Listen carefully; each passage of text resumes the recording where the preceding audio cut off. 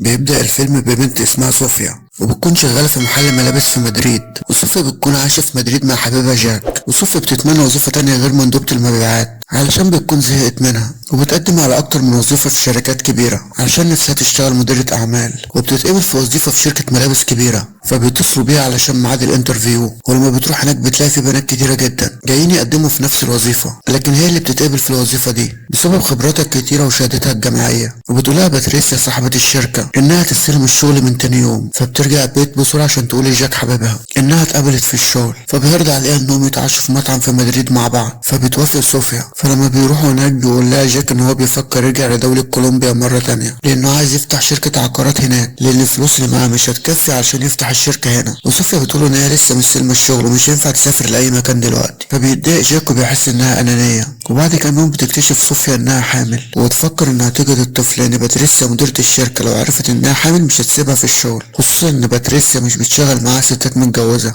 لان هي شايفه ان الست السنجل بتنجح في شغلها اكتر لانها بتكون مركزه في الشغل وبس. فبتقرر ان هي مش هتقول لحد على موضوع الحمل، وبتروح الكنيسه عشان تاخد اذن اجهاض الطفل. وتاني يوم بتروح الشغل وبتحضر مع باتريسيا عروض الازياء الجديده، وبتثبت انها شاطره جدا في التصميم. وبتفرح باتريسيا جدا بذكاء صوفيا، وبتقولها ان هي شاطره جدا وهيكون لها مستقبل بسرعه. وبعد كام يوم بتلاحظ باتريسيا ان صوفيا متوتره وبدأ يظهر عليها أعراض الحمل، فبتاخدها معاها للبيت. وهناك بتسألها لو كانت حامل، فبتقول لها صوفيا إن هي ناوية تجهض الطفل ومش هتقول لحد عليه. فبتاخدها باتريسيا لعيادة كريستينا أختها علشان تكشف عليها، وهناك بيتأكدوا إن صوفيا حامل. وبيرجعوا على بيت باتريسيا مرة تانية، وهناك بتقترح عليها باتريسيا إن هي تتبنى الطفل ده وتاخد من صوفيا أول مولود يتولد. وعلشان محدش يعرف الاتفاق اللي ما بينهم ده، هتفضل صوفيا عايشة في بيت باتريسيا لحد ما تولد الطفل. فبتوافق صوفيا وبيتفقوا إن هي تخبي على حبيبها جاك إن هي حامل. وتاني يوم بيقابلوا المحامي بتاع باتريسيا عشان يتفقوا على تبني باتريسيا للطفل. فبيقول لها المحامي ان هي تقول لحبيبها جاك ان هي مسافره لندن علشان تشتغل في فرع الشركه اللي هناك، وانها هترجع بعد 9 شهور، وباتريسيا هتتبنى الطفل ويعيش معاها، في مقابل ان باتريسيا هتدي تعويض مادي كبير جدا لصوفيا علشان تتنازل ليها عن الطفل،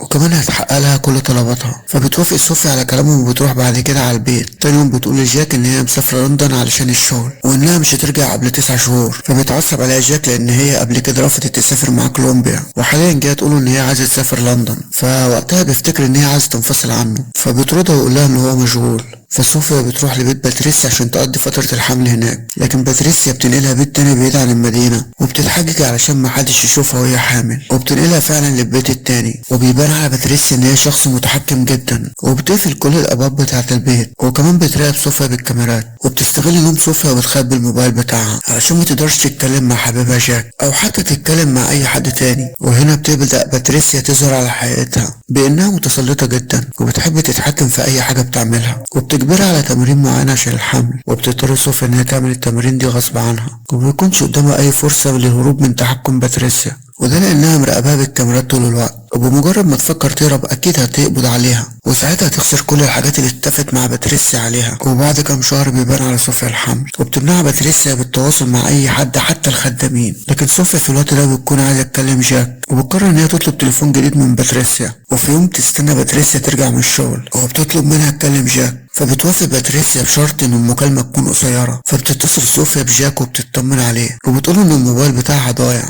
وبتحاول تبينله ان باتريسيا بتتحكم فيها لكنه ما بيفهمهاش. فبتقفل معاه المكالمة عشان باتريسيا طلبت منها ده. وفي طريقها للبيت بتشتري موبايل جديد لصوفيا عشان صوفيا متشكش ان هي خبت الموبايل بتاعها. وعشان تمنعها تتصل بجاك بتحط جهاز تشويش جوه البيت، وده هيخلي الموبايل ما يشتغلش خالص. ولما بتسألها صوفيا عن الكاميرات تقول لها دي عشان الحرامية عشان ما قربوش من البيت. واخر اليوم بتيجي كريستينا البيت، وبتسمعها صوفيا وهي بتتكلم مع باتريسيا، وبتفهم انها تستغلها وتقتلها بعد ما تاخد منها الطفل. فبتقرر انها تتظاهر قدامها بكل شيء طبيعي لحد ما تعرف كل حاجة. فبتنزل صوفيا حمام السباحة عشان تعمل التمرين اللي قالت عليها باتريسيا، لكنها بتتعب ومتقدرش تكمل التمارين دي. فبتأمرها باتريسيا انها تكمل عشان الطفل، وبتأمرها تعملها بقسوة شديدة. فبتضطر صوفيا تسمع كلام عشان الاتفاق اللي ما بينهم. وتاني يوم بتصحى صوفيا وبتلاقي ان باتريسيا طردت الخدامين كلهم من البيت، لانها بتكون خايفة حد يبلغ عنها انها خاطفة صوفيا، لانها بتعملها وحش جدا. وفي نفس الوقت جاك بيكون مستمر في شغل العقارات بشكل طبيعي، لكنه متضايق بسبب بعد صوفيا عنه، خصوصا لانهم جم مدريد من 3 سنين، ومن وقتها ما افتروش عن بعض ابدا، ودي اول مرة تبعد عنه فيها. وفي الوقت ده بيكون باتريسيا في الشركة بتتفرج على التصميمات المهمات الجديدة، وبتكون مراقبة صوفيا بالكاميرات علشان تعرف كل تحركاتها. فبتشوف صوفيا وهي بتحاول تهرب من البيت لكنها بتتكهرب وبتقع على الأرض. فبتروح باتريسيا بسرعة للبيت علشان تطمن عليها، وبتتصل على كريستينا عشان تنقذ صوفيا لكنها ما بتردش عليها. فبتجيب لها عصير وبتحط لها جواه منوم عشان تنام، عشان هي ترجع الشغل مرة تانية وتكمل شغلها. في الوقت ده بيتصل جاك على شركة باتريسيا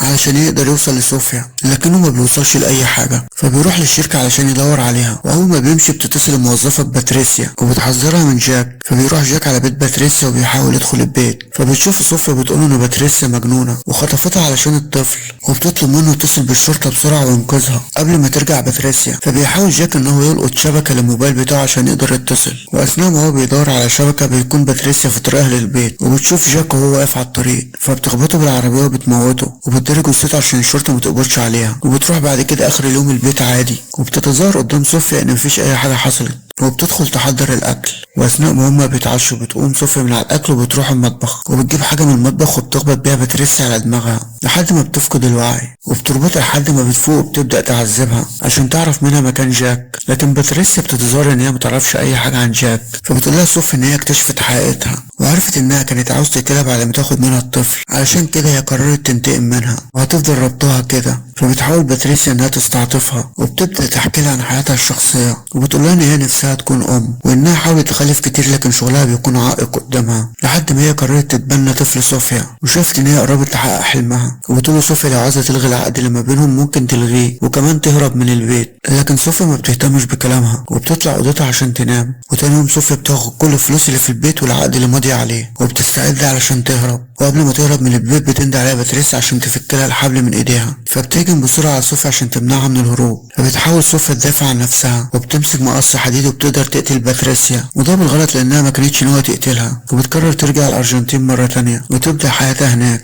بس بتدور على حبيبها جاك لانها بتكون فاكره ان هو لسه عايش. وهنا بيخلص الفيلم. نتقابل في الفيلم الجاي. شكرا لك يا صديقي.